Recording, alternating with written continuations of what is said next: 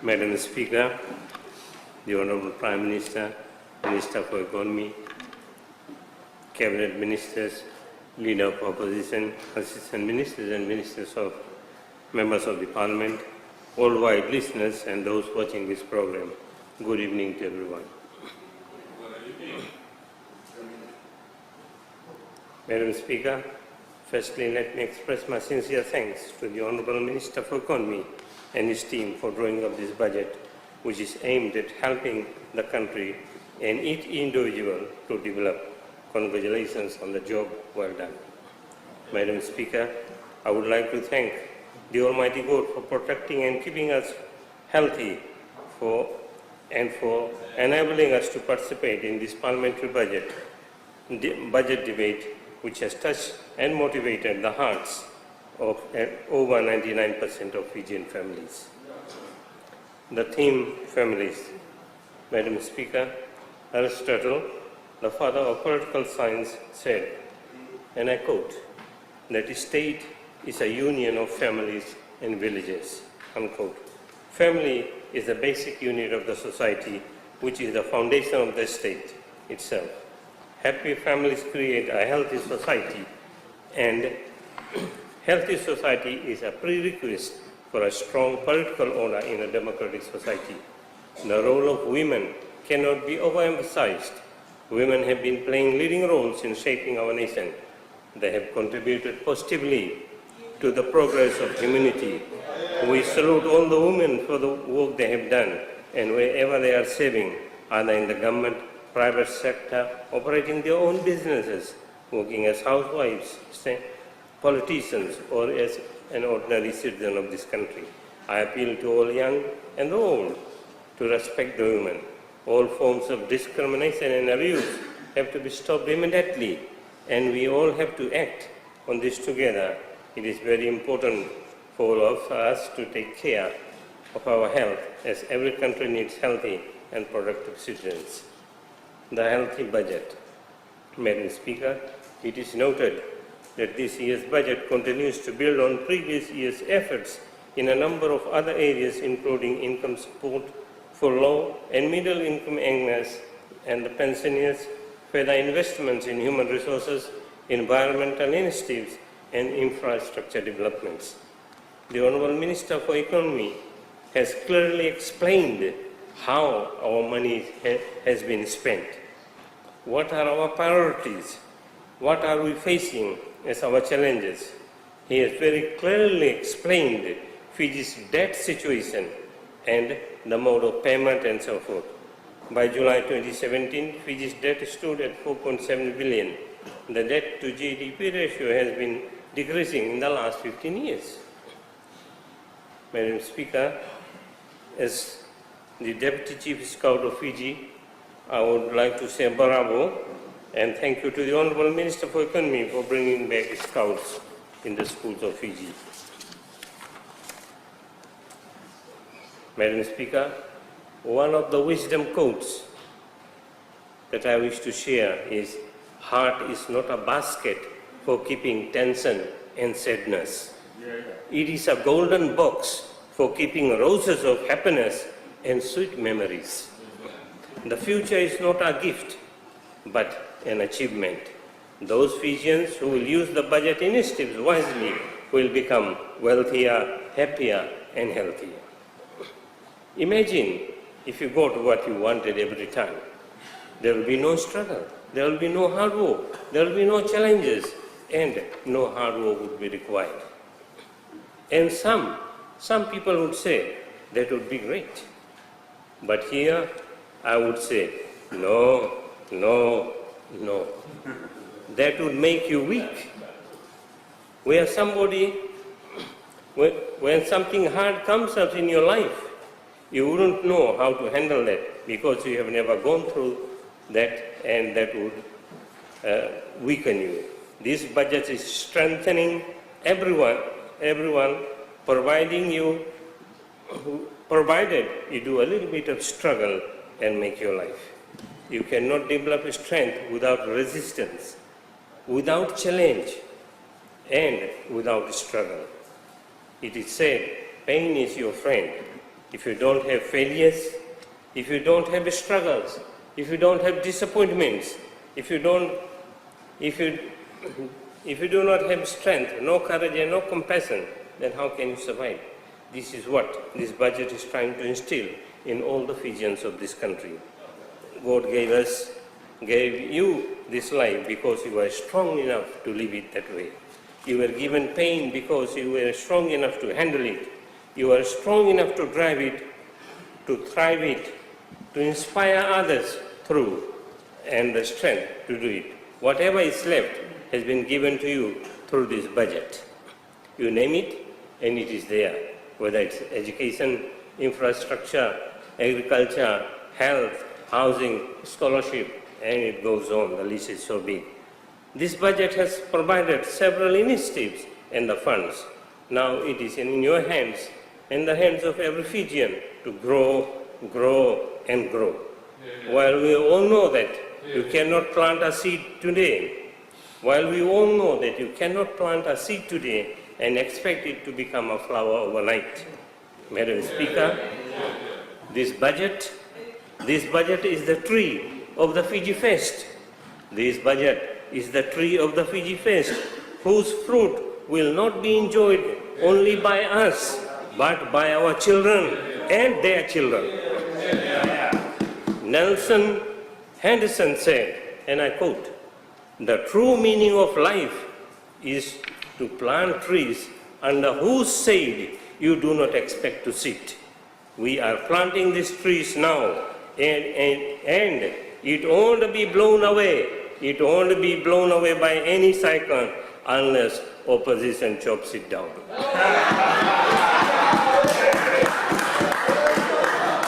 Madam Speaker, this budget is worth high price indeed. Not only growth, not only jobs, not only economic success, but also taking care of all of our people. Every one of us, as citizens of Fiji, has a reason to be proud of. We are far better off than what we were 10 years ago, and all of us have seen that with our own eyes. Madam Speaker, some people expected this budget would be a bag of goodies. This budget is no such thing as that.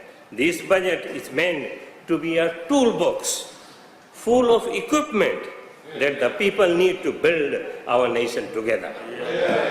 This budget is about building Fiji for a better future, more jobs, better education, and more caring. This budget is not for the radical departure from the previous ones. Rather, this budget outlines exactly what the government has been doing so successfully for the past few years. Indeed, Fiji Fest is doing more and doing it better for the people of Fiji. We must do it even better.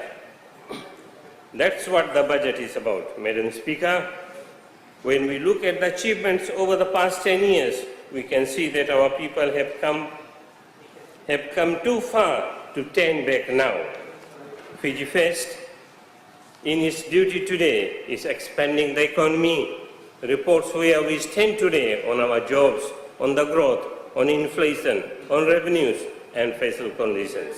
Madam Speaker, for the welfare of the Fijians, the Fiji Fest government has made a commitment to bring health care to the community.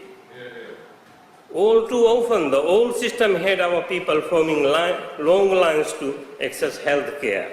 Now, we are making health care accessible to the people wherever they live. The government is making health care available when our people need it, and in some communities, 24 hours a day. Through provisions in this budget, the Fiji Fest government will deliver primary health care services that are essential, accessible, affordable, and equitable. This requires a new level of infrastructure and support services, and the Fijian families will not be deprived of this. Maternity leave. Madam Speaker, maternity leave is an employment protected leave or absence of employed women around the time of childbirth. ILO Convention 183 and 191 strengthened this. For many, many years, Fiji had allowed 84 days of maternity leave for the first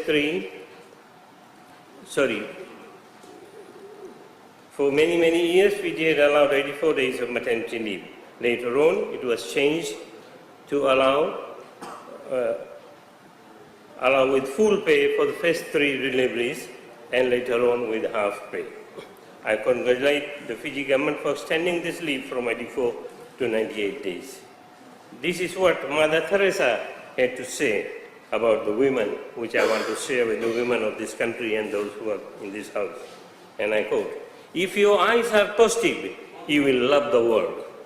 But if your tongue is positive, the world will love you." A woman's love is in action. She looks with her heart and feels with her eye. A woman is the bank where the family deposits the anger, the worries, and the hate. A woman is the cement that keeps the family together, and that love lasts for the lifetime. Madam Speaker, let me read a sentence about the biggest and the largest school in the world. The world's biggest school is City Montessori School in Lucknow, Uttar Pradesh, India. In 2015, it had 1,000 classrooms, 3,700 computers, 47,000 students, 3,800 staff. And Madam Speaker, would you believe it? Would you believe me that the head teacher of that school is a lady?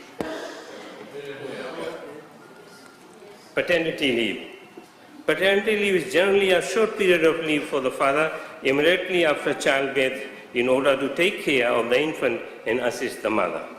The International Labour Conference at its 98th session in 2009 on gender equity at the heart of decent work called upon the governments to develop sound policies for a better balance between work and family responsibilities for both women and men, including paternity or parental leave, with incentives to encourage men to take such leave. Paternity leave is useful in the following ways, because this is a new concept. Let me very quickly touch on this. Paternity leave boosts connection and communication between partners. When one person is at home with a new baby and the other one remains at work, they cannot start living in a different world and have less to talk about. New moms physically report extreme fatigue and exhaustion when caring for the infants. But when dads take paternity leave, moms benefit from the lightening and get lightened by the workload that is at home.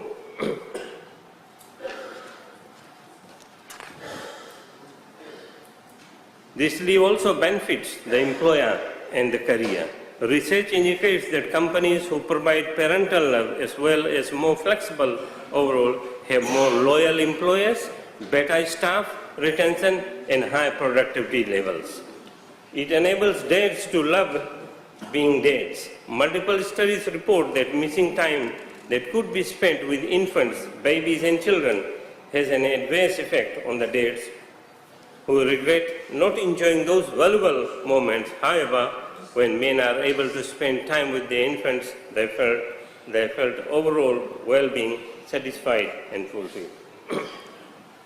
Kids whose dads took parental leave have been shown to become more social when they grow up, perform better in the school, and even have higher IQs. The earlier that dads get involved in activity taking care of the kids, the more involved they will be in the long time. Children also benefit by observing the mother and the father different style of parenting. Those benefits may even extend well into adulthood when girls having lower teenage pregnancy rates and boys a powerful father figure to emulate their own female relationship. Time is changing, and so are moms and dads. The more men acquire the courage to opt for paternity leave, business will reap the benefits of all this. The government has allowed 150% of deduction of employees on salaries and wages paid to employees during paternity or family care leave. Family care leave is time off, a paid leave, and it is taken to take care of children, spouses, parents, parent-in-laws, siblings. According to MESA's 2016 Global Parental Leave Report, 2/3 or 67% of companies worldwide provided family care leave to their employees. The length of leave is typically a few days fully paid, although some countries allow for extra days and so forth. Family insurance. Madam Speaker, the Fiji First Government has proudly introduced the family insurance. This is to cater for those who are under the social welfare recipients. The package includes life, home care, injury. The insurance may be paid. The insurance will be paid by the government. The scheme includes civil service, Republic of Fiji military forces, Fiji police force, Fiji correction service, and so forth. In case of death, $1,000 is given immediately, and when a house burns out or something of that nature, then $3,000 is paid out. Last year, the bundle insurance was also introduced, allowing people in the cane industry, dairy, rice farmers, copra, and so forth to be taking advantage of this, where they pay $1 a week, and for the cane farmers it was started by the Sugarcane Growers Fund. Madam Speaker, as time is catching up, let me end with my very short story. An old man in a small city in Saudi Arabia was breathing his last breath. People came to visit him. One of them asked the old man to speak a few words of advice and guidance to lead life before he departed the world. The old man said, "During my youth, when I was about 20 years old, I was very much energetic and enthusiastic. I thought I can change the world and solve all the problems, and started working in this course. Days passed by, and I became 30 years old, and the world was there. It was there, and it was the same as 10 years ago. And that made me realize maybe I should lower my ambitions. So I thought I better at least change my country. As time passed, when I became 40 years old, I realized nothing had changed, and the people did not want to change. And he was just wasting his time."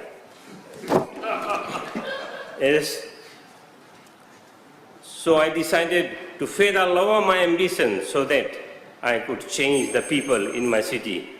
But they did not wish to change either. When I grew up very old, by that time I was around 60. 60 is too young.